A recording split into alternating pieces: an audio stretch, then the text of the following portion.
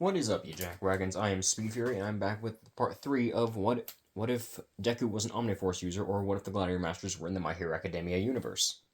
Now, last we left off, the group had just barely finished doing the entrance exam, and by the entrance exam, man, I can't talk today.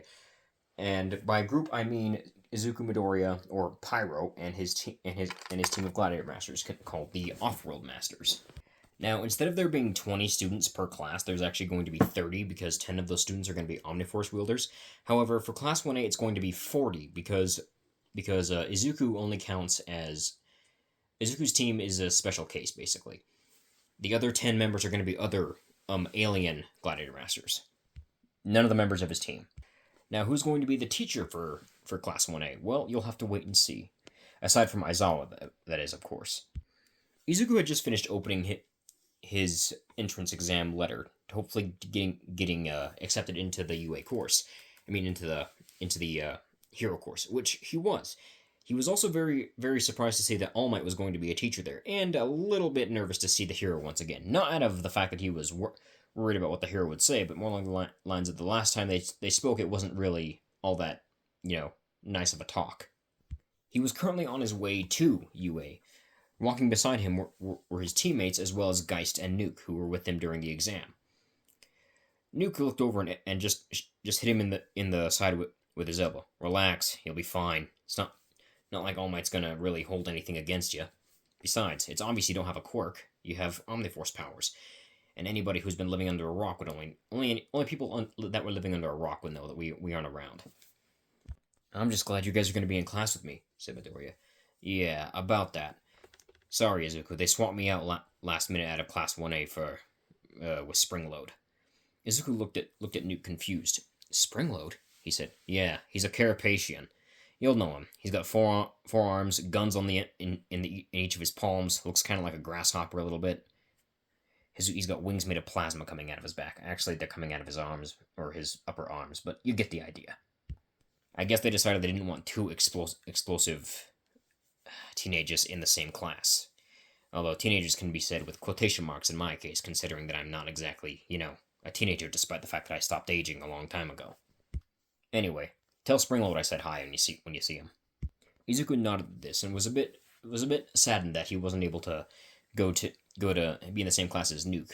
While Nuke wasn't exactly the same as Bakugo, he was more pleasant to be around than Bakugo, and was definitely what was essentially a more toned down and more kind-hearted Bakugo.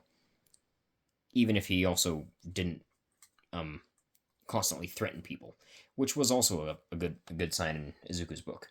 He was more along the lines of disappointed that he had to deal with Bakugo at all.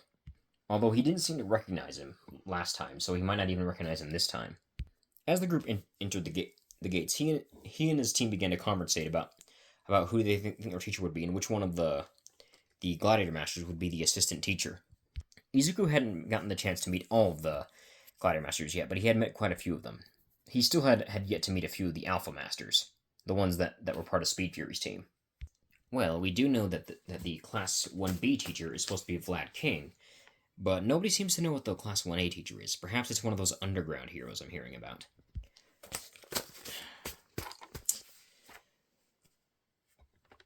Said the speedster of the group, Scatter. Oh yeah, the underground heroes, said Foliage. I forgot that they were a thing.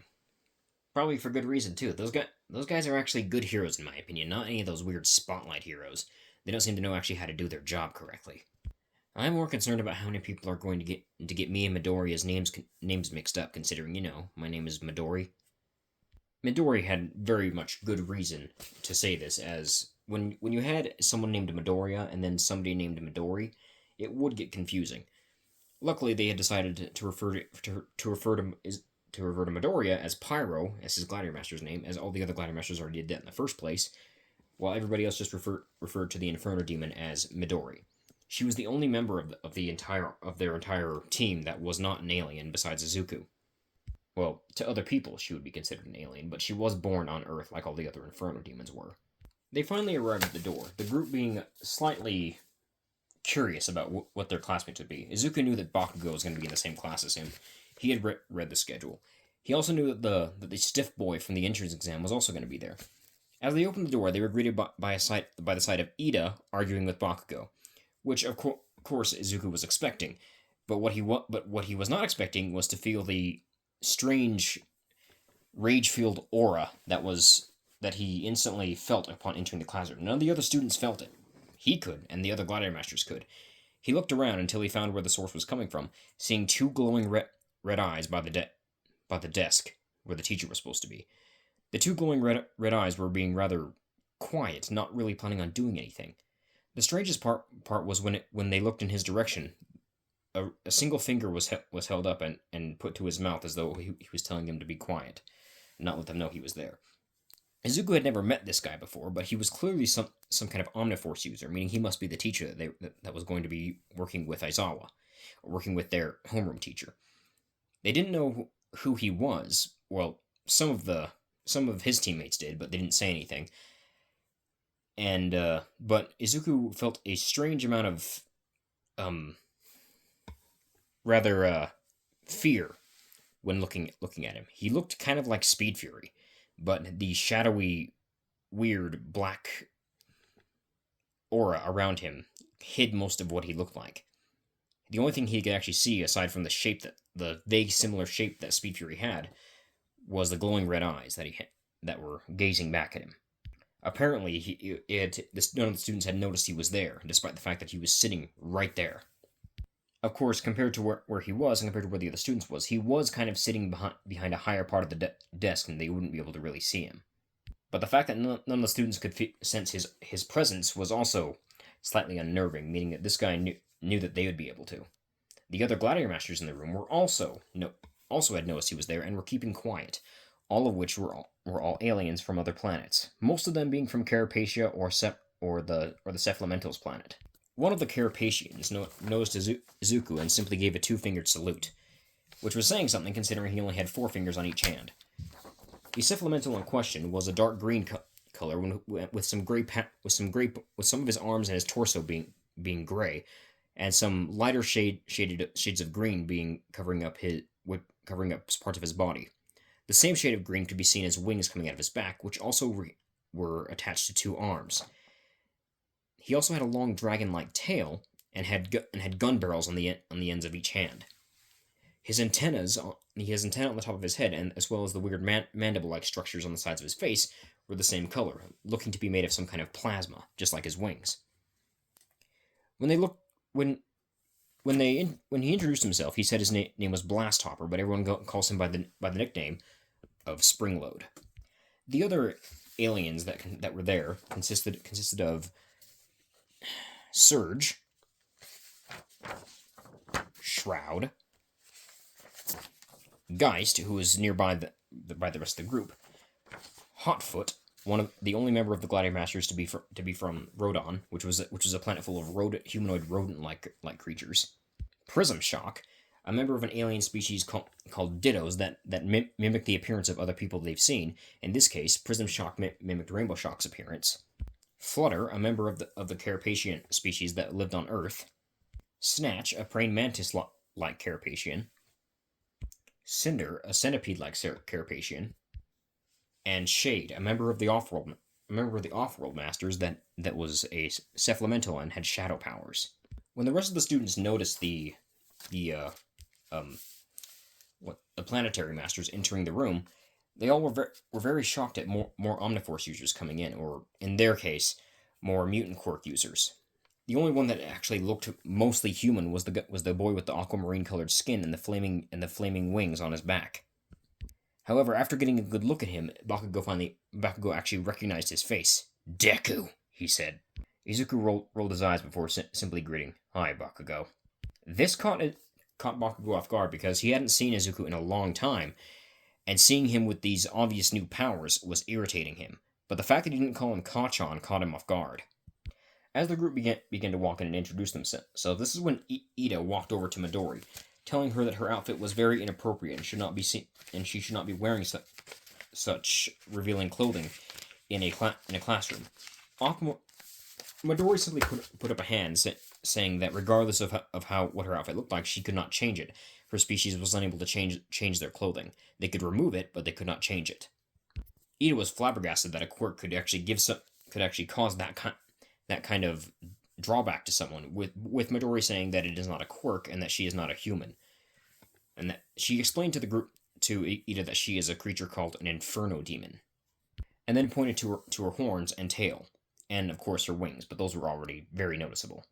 Midori said that the only one relatively human out of their group that just arrived was Pyro, and she pointed towards Izuku.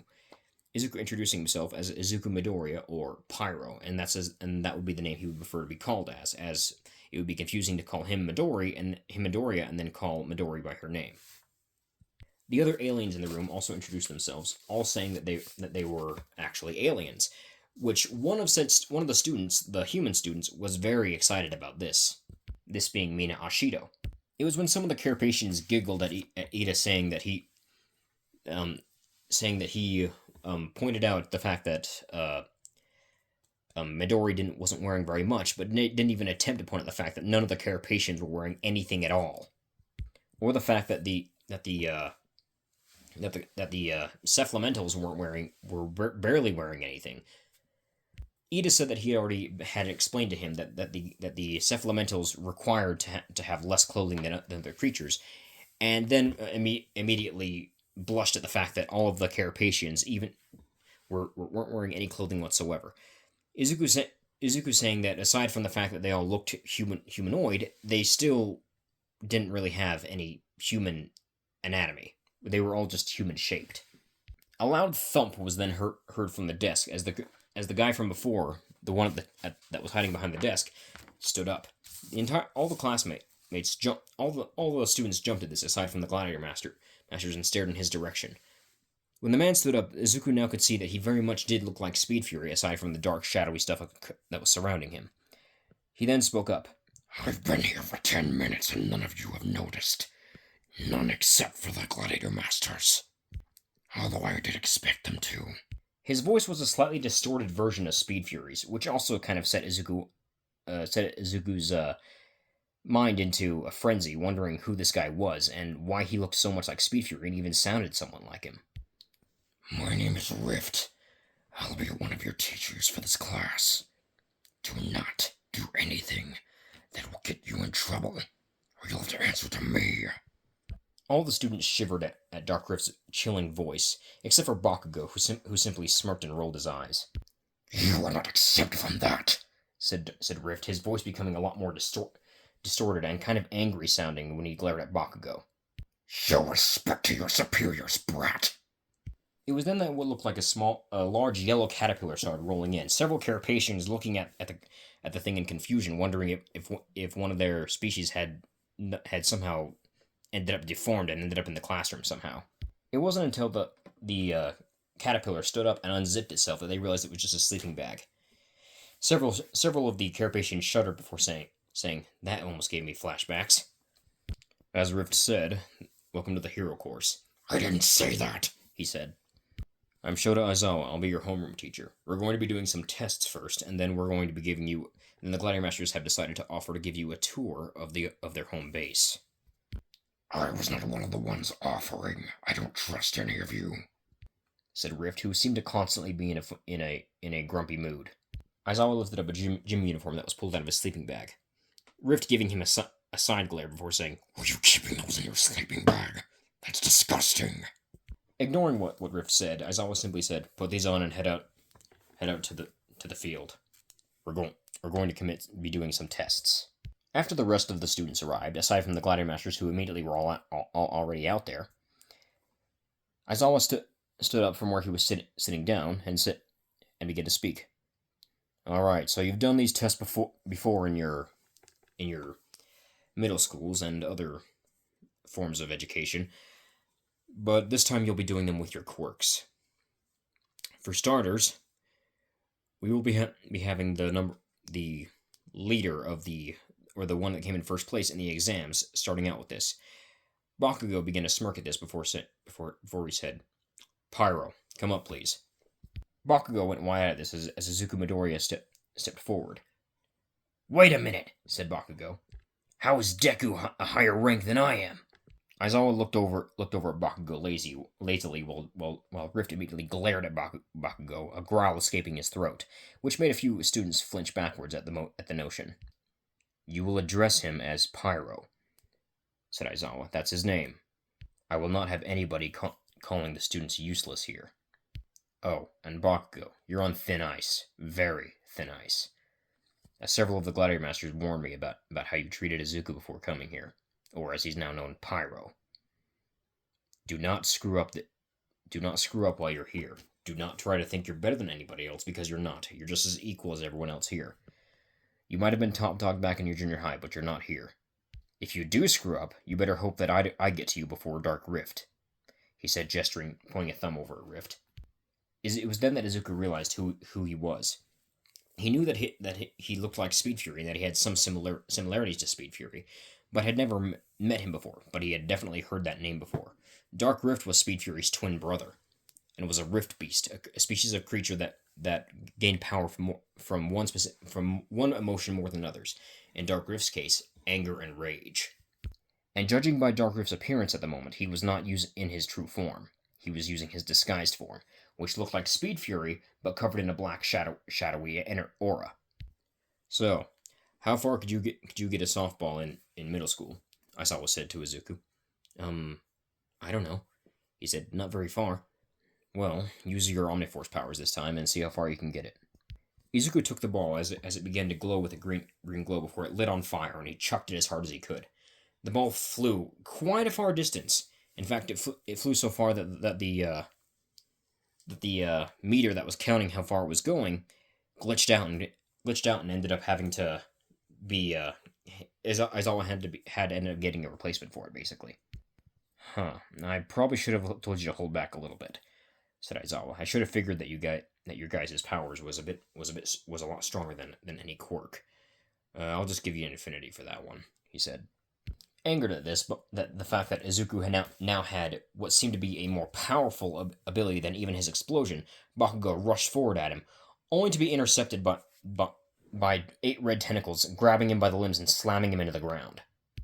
A black hand with red fingers wrapped around Bakugo's head as a loud, distorted snarl could be heard above him. Dark Rift was now in his true form. His form now bigger, covered in his silhouette now more visible, with less of the aura around him. Red light coming out of his body in certain areas, while his claws were red, just like the rest of him. He had 8 red tentacles coming out of his back that were pinning Bakugo to the ground, while his other arm had transformed into a large arm cannon that was pointed directly at Bakugo. "You were warned about this and you still went for it. The next time you try something like that, you'll be expelled on the spot. And I might decide to send you home with a few broken limbs." Out of reflex, Bakugo tried to use an explosion on Dark Rift's side, only for him to widen his eyes in shock as out of the corner of his eye he saw the explosion go through his body as though he wasn't even there. "This is one of the reasons why I was put here with Aizawa. You can't touch what you can't, well, feel. The thing about Dark Rift Beasts is unless we trust you or give you the authority, you can't touch us." Bakugo tried to use an explosion on the hand that was pinning him down, but that didn't work either. It was then that Bakugo realized that not all of his arms only one of his arms was pinned, and that the other arm was still free, and Bakugo was confused as to why, and then more tentacles wrapped around that arm and pinned them to the ground as well. "I deliberately did not pin all your arms, so that you wouldn't have so I could show you where you are in terms of power. A lot of people here outclass you by quite a bit. Now read my lips. Grow up. You're not top dog anymore. You're not above everybody else here. And being a hero is not a game. Attempt to attack another student again, and Recovery Girl won't be able to fix what I do to you. Do I make myself clear?" Bakugo's eyes widened, and for the first time he felt true fear, more than the time he was captured by the sludge villain. This guy was a lot more powerful than he looked. And the fact that he was holding back during this entire thing, and the fact that he was seemingly holding himself back from actually harming him, meant that he really was outclassed here, and the fact that he pretty much told him that he's not the best, and proved it right here and now. The fact that he couldn't get out of the hold he was in, and the fact that at any point this guy could have probably ripped him to shreds. Bakugo was delivered quite the large reality check here. He nodded at Rift, letting him know that he understood. Rift let him go and just walked back to where he was, reverting back into his disguised form. You're lucky it was me here, and not my brother. He wouldn't have been as nice. That was being nice? Said Uraraka. I hate to see him on a bad day. Every day's a bad day for him, said Aizawa. I'm 5 seconds away from blasting you through the nearby wall, said Rift. Alright, let's go ahead and get this over with. I'd rather be anywhere else but here at the moment, said Aizawa. So as for the tests, the only persons whose scores I'm going to be covering are Zuku's. None of the other Gladiator Masters are going to be taking the test because they don't need to, and all the other students are going to their scores are going to remain the same for the most part. For the 5-meter dash, Izuku blitzed through it like it was nothing. Due to the fact that he was a top leader, meaning a commander of one of the many teams of the Gladiator Masters, it meant he had a form of super speed. All of them had this in some way, shape, or form. He was able to finish it in 1 second. It wasn't nearly as fast as how quickly Speed Fury could do it, but it was still pretty fast.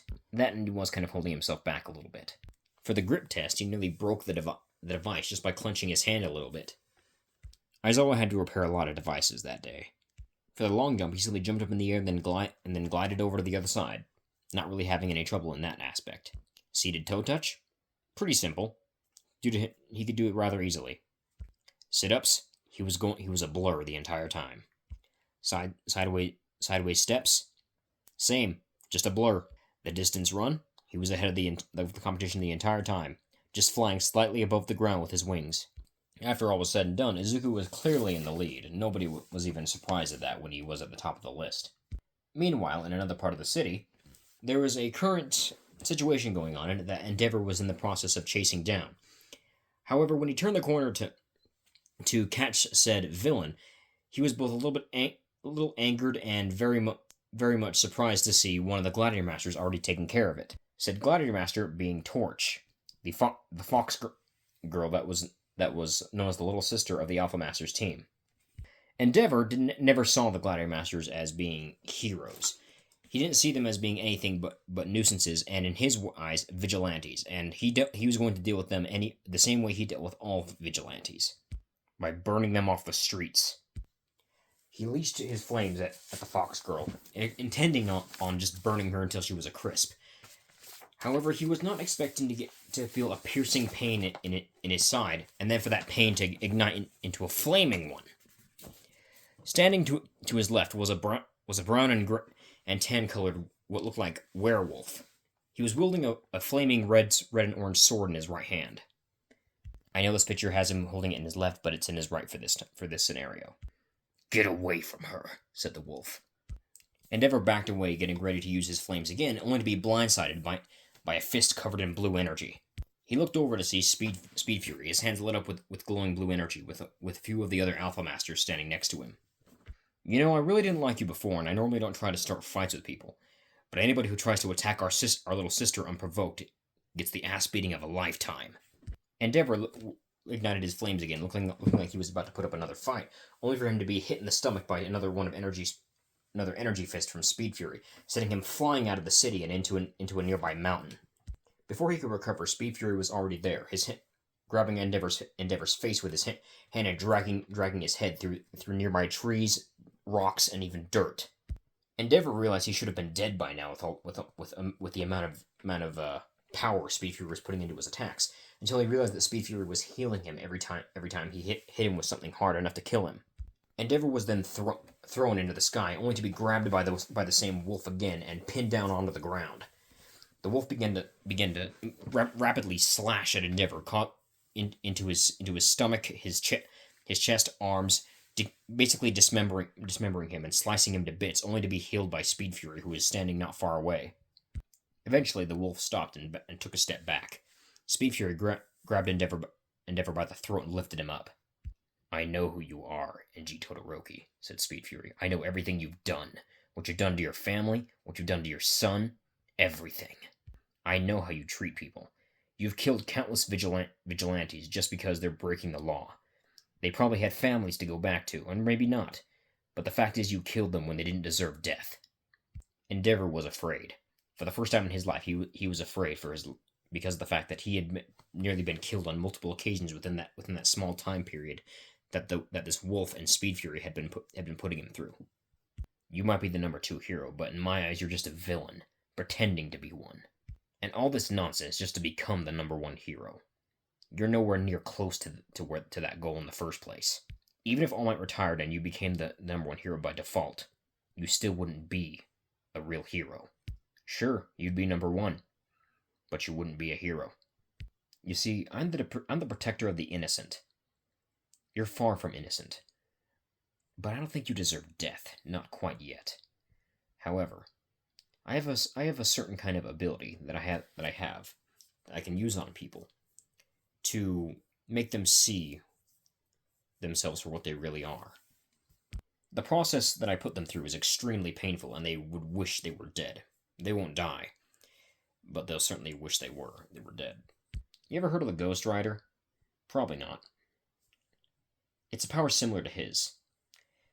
I basically put you through all the pain and suffering that you've put everybody else through. The only difference between what the Ghost Rider does and what I do is it doesn't straight up, well, put you in the same state they are. It'll hurt a lot, but at least it usually helps people realize what kind of person they are and see how other people see them. So, future warning, this is going to hurt a lot. Speed simply had his hands glow, and then Engie was covered in the same glow. He began to scream in pain as he felt everything that he had put everybody else through. It felt like it had lasted for an eternity, but in reality it only lasted about 5 seconds. Speed dropped Endeavor down to the ground and just began to walk away. Now that you've suffered through all that, try and make yourself better. Be the better hero. And make up for all the mistakes you've done. Make up for all the evil you've caused. Be an actual decent father. Because if you don't, the next time we meet, there won't be an Engie Todoroki to speak of by the time I'm done with you. Speed and Fang walked away. Fang grumbling about how he wanted to do a bit more damage to Endeavor for attacking his girl. Well, there's another one of those little missions done, if you can call them missions, said Speed. I'm hungry. Want to get a pizza? Fang simply shrugged before saying, if it's got meat on it, I'm cool with it. Cool, he said. We might want to pick up Torch on the way, though. I think we left her back in the city. Nope, I'm right here. Both Gladiator Masters jumped at the arrival of the Fox Girl. How does she do that? Said Speed. Speed, trust me, you don't want to know, said Fang. As your commanding officer, I do want to know. I very much want to know how she keeps doing this. You'll have to ask her then, said Fang as he jumped through the portal. Great, said Speed as he walked through. He knew he couldn't get any information out of Torch. She would always use the puppy dog eye treatment on him, and it always worked. As for right now, though, he needed to get ready to give the students of 1A a tour of the Gladiator Masters base. And 1B, of course, but he was hoping that the 1B students would be a bit more, well, competent than he had seen so far. That blonde kid seemed a bit too full of himself to be, well, worth bringing over, but he figured it would be okay at least. Maybe the other Gladiator Masters in Class 1B will be able to keep them in check. And that is where we'll end this part for now. If you enjoyed, like and subscribe. I will see you for the next one.